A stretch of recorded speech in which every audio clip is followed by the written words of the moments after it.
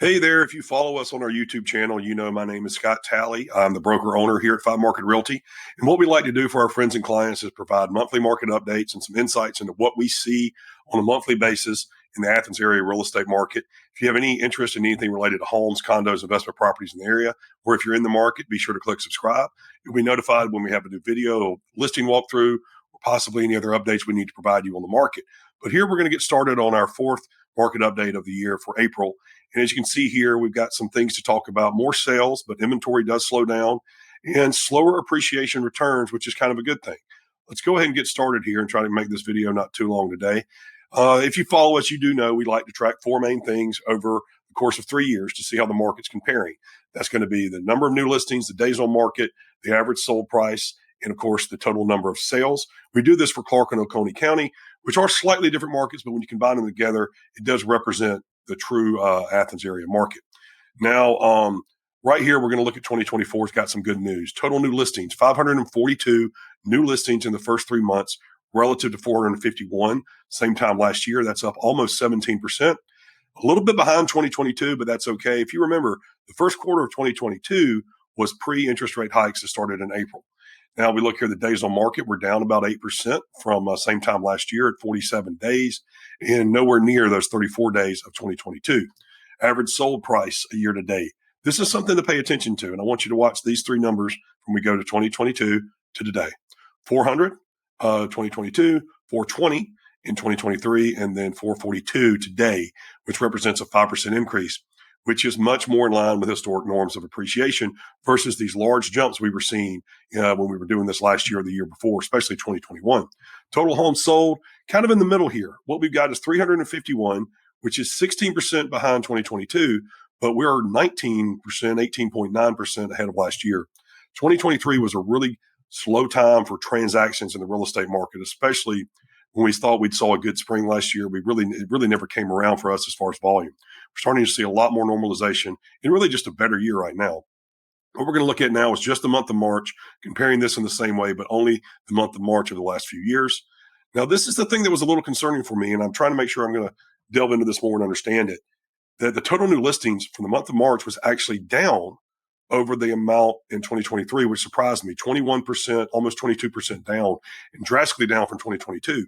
Now, I'm going to show you later, we actually have more listings, and that's good news. But one of the things that's impacted us recently is we still are having sellers unmotivated to put a sign up. Taxes and a place to go. That's one of the things. Days on market has been flat at 44 when compared to the last year. And again, remember what we said about these appreciation numbers? Follow me here. Month of March 2022, 440. 2023, 447, 454. That's a 1.6% gain. These appreciation numbers are still happening. They're just much slower. And if we look at the total amount of homes sold, the good news here is we're far above 2023 at 145 when we are only 14% behind 2022. So we're catching up. People are starting to be in the market. It's not, we kind of feel like there's 50% that see what we see, which is the market is a little bit more normal. And then there's the 50% that kind of read the news in the wrong way and think something bad is happening. Appreciation's there. Buyers are in the market. It's actually a much more normal climate than it's been. This is something we started to do because we have clients that might be looking specifically in Clark and specifically in Oconee. And while we do group them together most of the time, they do have some differences. And mostly it's price and amount of transactions.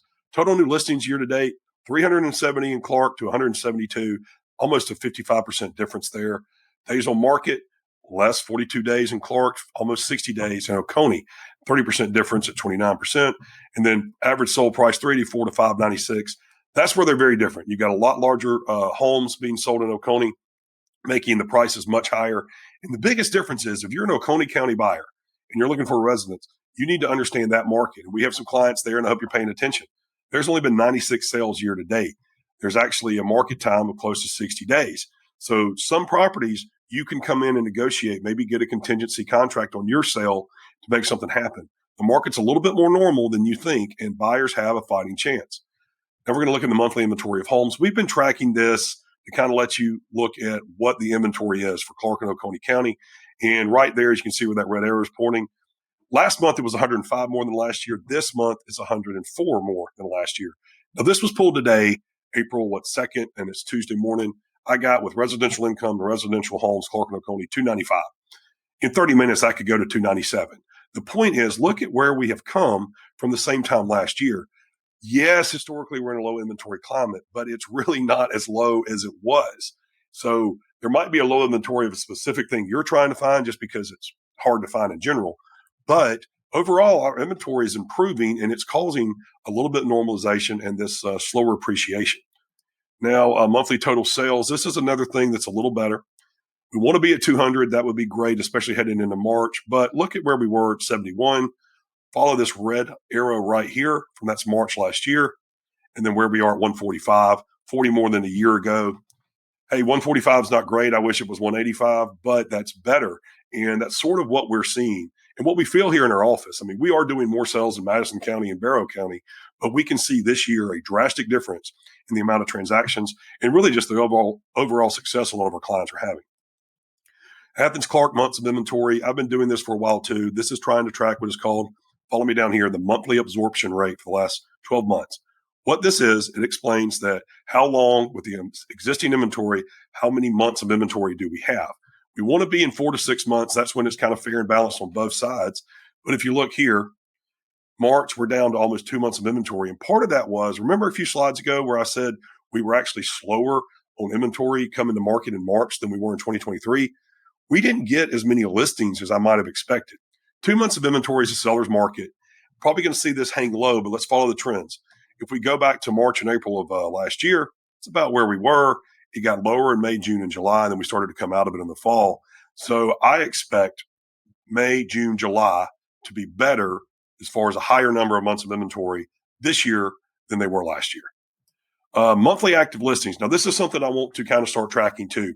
So the way I track these listings to get the absorption rate is I don't put anything that has a contingency contract. It has to be actively on the market that you can go make an offer today. This is going through the MLS, and it's tracking month to month over the last 3 years. What was the active inventory of listings?